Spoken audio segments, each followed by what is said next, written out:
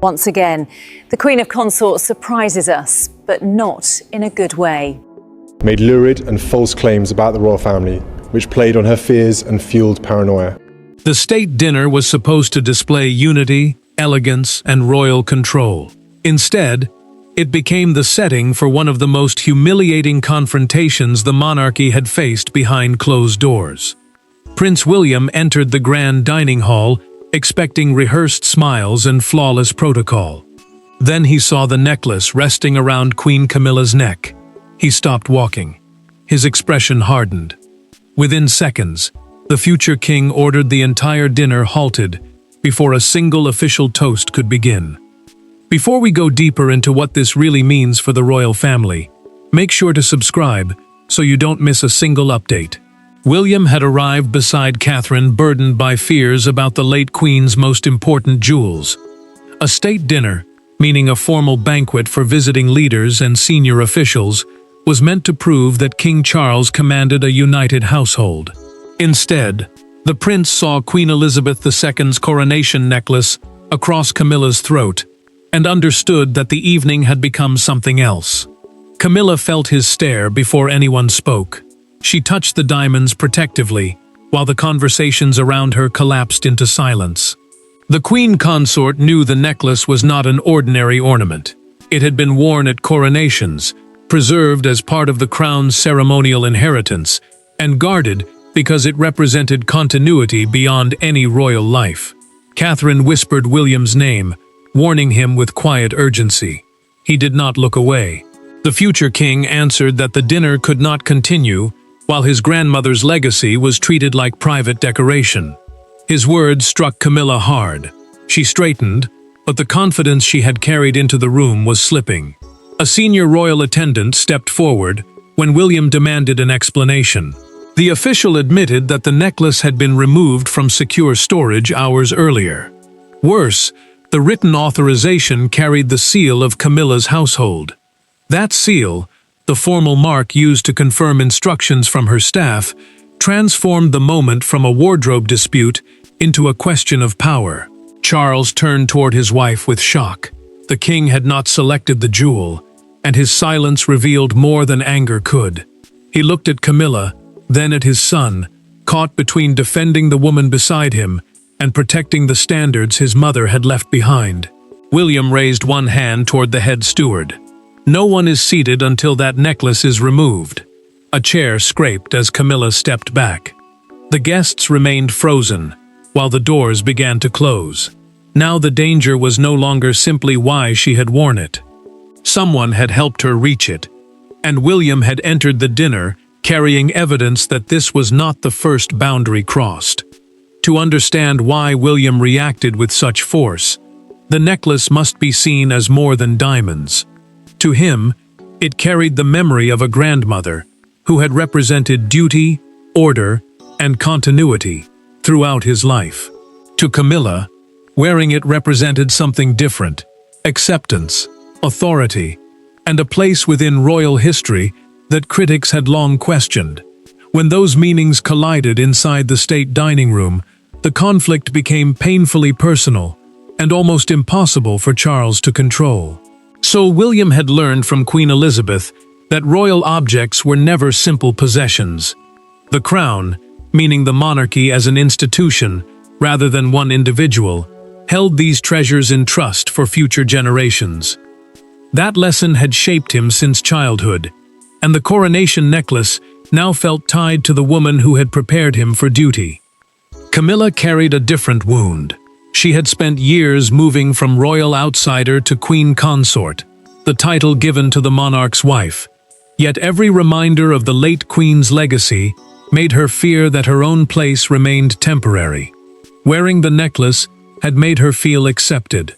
William's reaction made that acceptance collapse. Catherine saw his hand tighten beside his jacket. She moved closer and quietly warned him not to speak only from grief. William answered that silence would feel worse. To him, allowing the evening to continue would mean betraying the standards his grandmother had taught him to defend. Camilla heard enough to understand.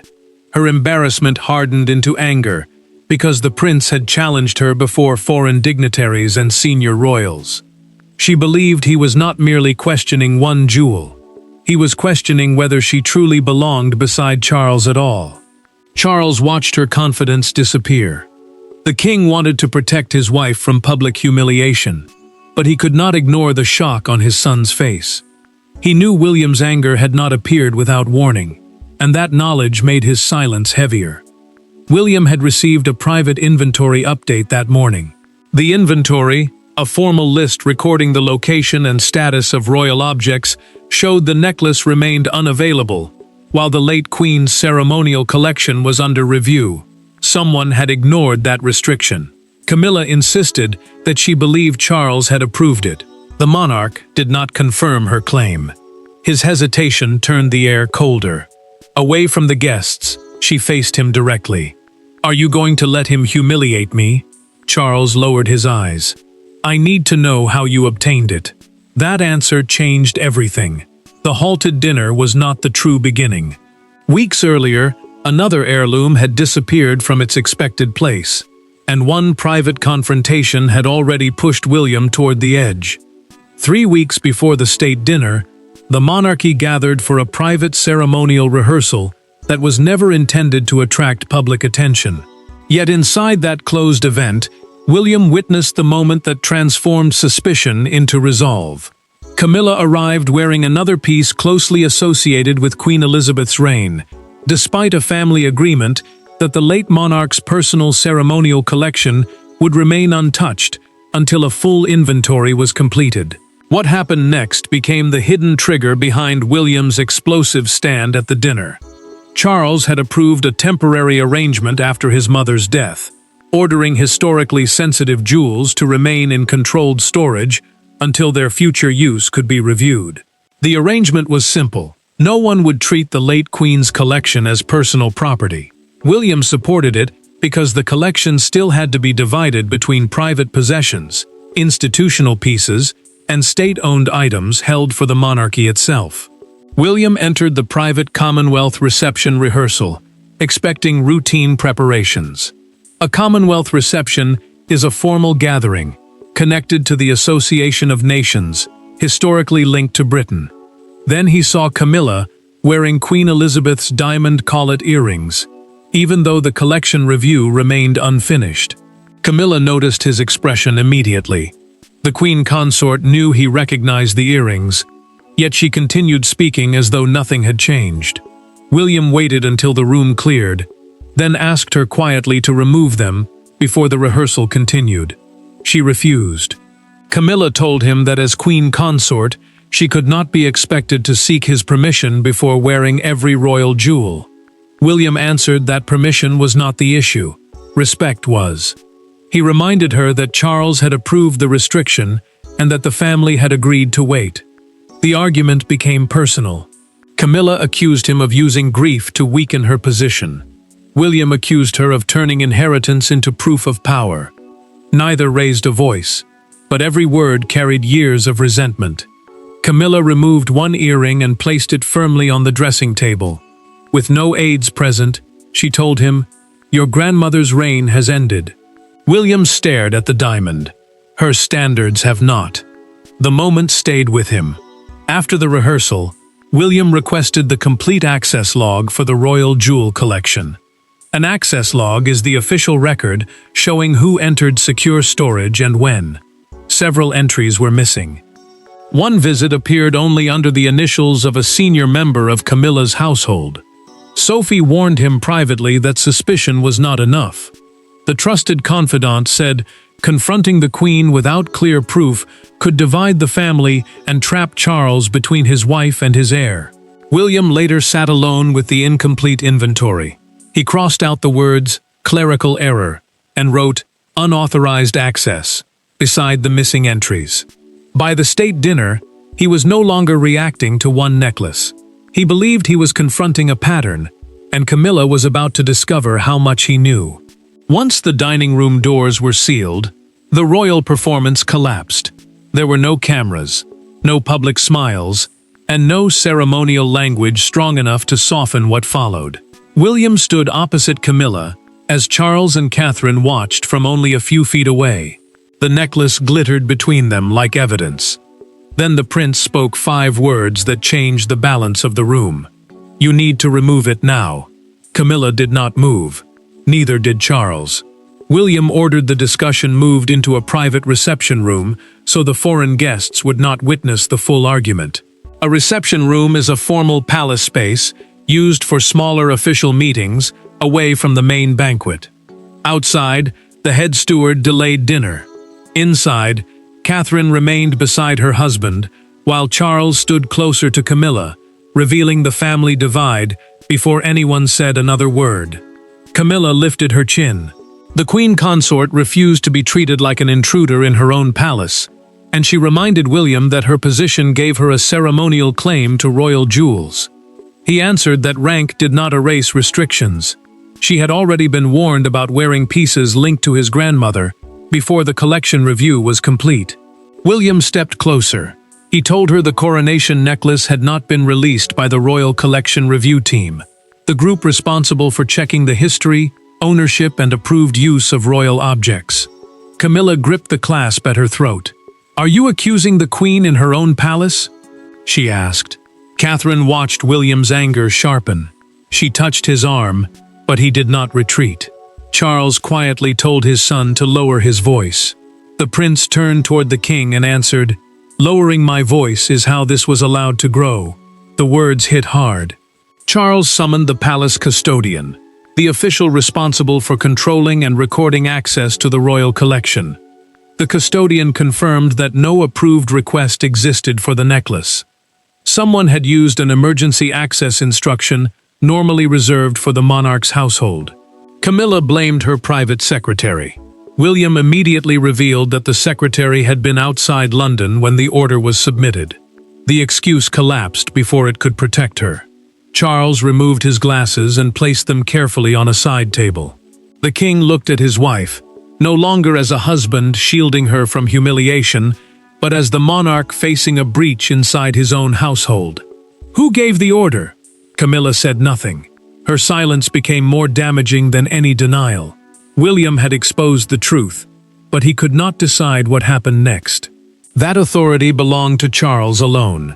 The dinner had been stopped. The access had been uncovered. Now the king had to decide whether the necklace represented a mistake, an act of defiance, or a direct challenge to royal authority itself. For Charles, the crisis was cruel because both sides demanded loyalty from him. His son was defending the standards of the late queen and the integrity of the crown. His wife was demanding protection from what she considered a deliberate humiliation. Every instinct urged the king to preserve peace, yet peace was no longer available. As the guests waited beyond the closed doors, Charles had to decide whether marriage would shape his judgment or whether the monarchy would require him to act against Camilla. Charles still held final authority over the ceremonial jewels, even though separate royal households handled many daily decisions. A royal household is the private staff and office supporting each senior member of the family. William carried influence as heir, the person next in line to the throne, but only the monarch could issue the order that would decide whether the dinner continued. Charles read the custodian's access summary twice. The king folded the paper slowly, then kept it in his hand without speaking. Camilla watched his face, searching for the smallest sign that her husband would defend her. Instead, she found distance. Camilla accused William of staging the confrontation to weaken her position. She told Charles that the prince had chosen the most humiliating moment possible. The monarch replied that his son could not have staged an access record that should never have existed. Her anger faltered because the facts were becoming harder to escape. William admitted that halting the dinner had been severe.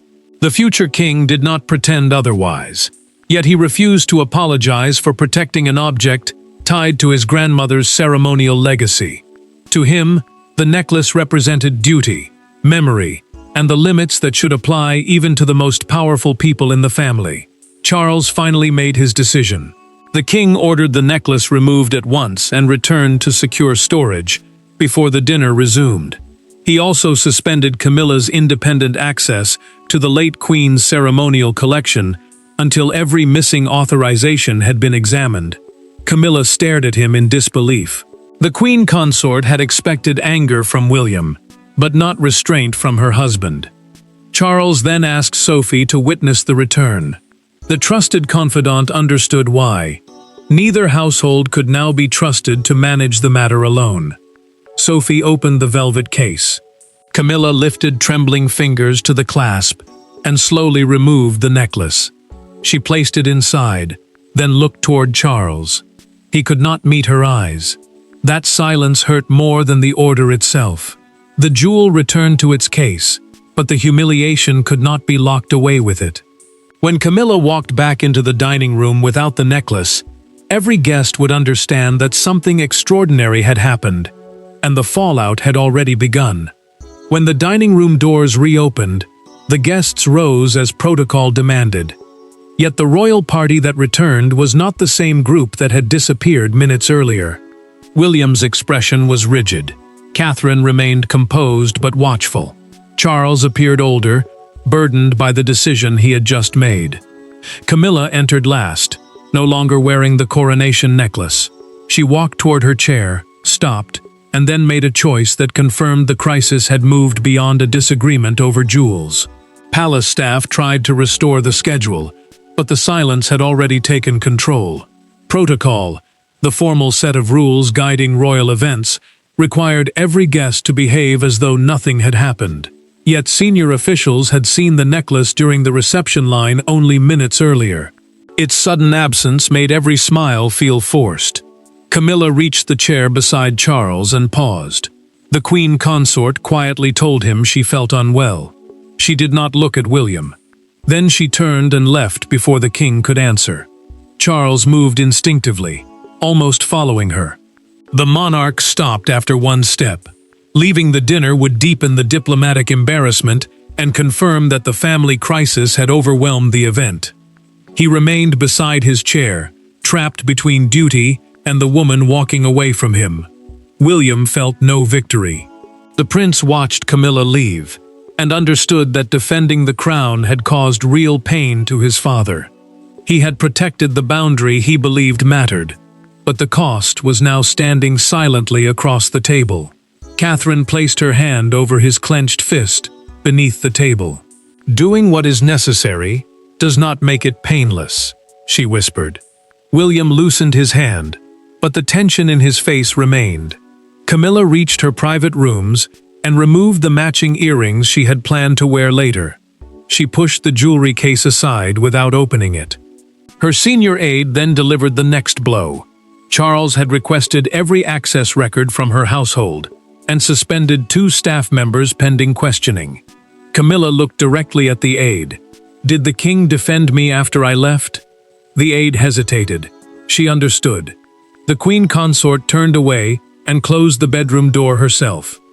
William remained at the dinner, but he refused to deliver the planned family toast.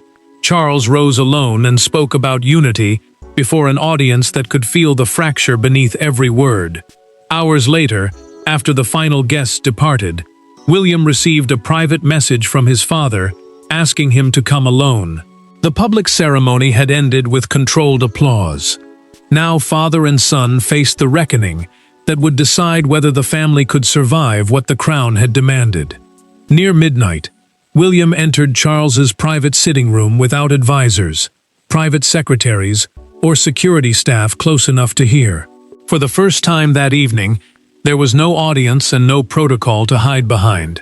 The king remained seated beside an untouched glass of water, while his son stood near the door, uncertain whether he had been summoned for a reprimand or a confession. What followed was not another argument. It was the conversation both men had avoided for years. Charles had asked for the meeting because the confrontation exposed wounds surrounding Queen Elizabeth's legacy and Camilla's place within the monarchy. A private secretary is a senior aide who manages royal duties, messages, and official decisions, yet none had been invited. The king wanted no institutional shield between himself and his son. William expected criticism for halting an internationally important dinner. Instead, Charles admitted that the necklace had been accessed without proper authority. The monarch said his son had been right about the breach, even if the public manner of stopping it had caused damage. Charles then spoke with painful honesty.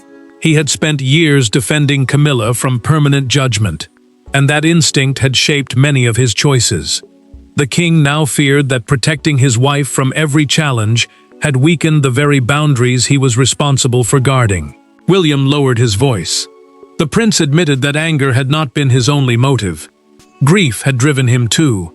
Each disputed jewel felt like another piece of his grandmother being taken before the family had fully honored what she had left behind. Charles looked down at the abandoned state dinner speech. The monarch remembered Elizabeth once warning him that love could never be allowed to rewrite duty. Saying it aloud shook him, because he understood that her warning now applied directly to his marriage. William assured his father that he was not seeking Camilla's removal or humiliation. The future king wanted transparent rules that applied to everyone, including the monarch and the heir. Charles confirmed that he would establish a permanent ceremonial jewels council, a small group responsible for approving the future use of historically important royal pieces. The king, William, the royal collection custodian, and an independent family representative would all have a voice. Charles also acknowledged that Camilla had authorized access through a verbal request. She believed her position made formal approval unnecessary. The missing paperwork concealed presumption, not theft, but the breach remained serious. The king reached for the speech and tore away the page containing his abandoned message about family unity. We cannot speak of unity while avoiding the truth. Father and son had reached an understanding. By morning, however, the palace would have to explain why the dinner stopped, and one image outside Buckingham Palace would define how the world judged William. The palace hoped to describe the delay as a private scheduling matter, but the explanation collapsed before sunrise. A photograph taken during the reception showed Camilla wearing the coronation necklace. Another image captured her leaving later, with her neckline bare and her expression strained. Together, the pictures told a story the official statement could not hide. By breakfast, the halted dinner had become a national argument about inheritance, authority, grief, and whether William had just shown Britain what kind of king he intended to become. Buckingham Palace released a brief statement confirming that an internal matter involving the ceremonial jewelry collection had delayed the dinner. Ceremonial jewels are historic royal pieces used for major state occasions rather than ordinary personal wear. The carefully chosen words blamed no one, defended no one, and only deepened the suspicions surrounding Camilla and William. Crowds gathered outside the palace beneath the Victoria Memorial. Newspaper sellers raised a front page carrying two photographs side by side. Camilla arriving in the necklace and leaving without it. Across the page ran the headline, "The Jewel, the Heir, and the Dinner That Stopped." A morning television presenter gave the scandal its most powerful description. During a live broadcast, she called it a collision between the authority of the present queen and the memory of the late one. Radio hosts repeated the line for hours because it captured the painful truth beneath the dispute. William's supporters praised him for defending Queen Elizabeth's legacy. They argued that rules meant nothing if senior royals could ignore them. Camilla's defenders answered with equal anger. They accused the prince of turning a household error into a public humiliation that wounded Charles and damaged the monarchy. Charles watched the broadcast alone at Windsor. The king remained silent as the split-screen photographs appeared. Then he switched off the television and sat without moving, knowing the world had reduced his family's private pain to two unforgettable images. William read the headlines beside Catherine. The prince admitted he had never wanted the confrontation to become a public victory. She reminded him that leadership was often judged by consequences, not intentions. His decision had protected a boundary, but it had also created suffering he could no longer control. Buckingham Palace then announced that access to Queen Elizabeth's ceremonial jewels had been formally reorganized. The change proved that the halted dinner had produced a permanent institutional response, not a temporary family quarrel. Outside the gates, one woman placed a small photograph of the late queen beside the railings. Another visitor left a handwritten card supporting Camilla. The two tributes remained side by side, just like the divided nation. The world had delivered its judgment through headlines and arguments. The final verdict, however, would come when William and Camilla met again without a necklace, an audience or ceremony between them. 2 days after the halted dinner, William and Camilla met in a small palace drawing room, with Charles present, but seated at a distance. There were no jewels on display, and no officials preparing statements. The confrontation had already changed the rules, damaged trust, and exposed wounds reaching back through years of royal history. What remained was more difficult than punishment, accepting what each person had done, why it had happened, and what the monarchy would carry forward from the night the heir stopped everything. Camilla entered knowing the coronation necklace had been returned to secure storage. The new Ceremonial Jewels Council, a small body created to approve the future use of important royal pieces, would now decide when it could appear again. The two suspended staff members had been cleared of deliberate wrongdoing because the records showed they had followed her verbal instruction, but the old palace procedure was gone for good. Camilla spoke first. The queen consort admitted that she had treated her position as sufficient authority because asking permission made her fear she would appear less legitimate. She had wanted the necklace to confirm her place beside Charles. Instead, it had exposed how deeply she still doubted that place. William listened without interrupting. The prince admitted that halting the dinner had intensified her humiliation, especially before senior guests. Yet he refused to regret stopping the unauthorized use of his grandmother's necklace. To him, silence would have protected comfort while weakening duty. Camilla looked directly at him. "I will never again request a jewel from Queen Elizabeth's ceremonial collection without written approval." William held her gaze. "That is all I asked for before the doors closed." Charles finally leaned forward. The king told them that the monarchy could not survive if personal insecurity overruled shared duty. His voice broke slightly because the judgment did not belong to Camilla alone. It applied to his protection of her, William's anger, and the choices all three had made. Charles confirmed the final consequences. Camilla would remain queen consort and continue her ceremonial role, but her household would lose independent authority over the late monarch's major jewels. William would join the council overseeing their use, giving him responsibility and accountability rather than unchecked power. The verdict was clear. The prince's intervention had not been an attempt to overthrow Camilla. It became the moment he proved that no royal rank could stand above the rules protecting the crown's inheritance. Camilla left the confrontation wounded, but not defeated. She accepted that being queen required restraint as much as visibility, and that legitimacy could not be secured by wearing another monarch's symbols. Charles asked them both to remain for tea. No embrace followed. No easy forgiveness appeared. Yet neither walked out. The dinner stopped because of a necklace, but the monarchy survived because, at last, its most powerful figures accepted that the crown's history belonged to none of them alone. Thanks for watching. Please don't forget to like and subscribe, and we will see you in next one.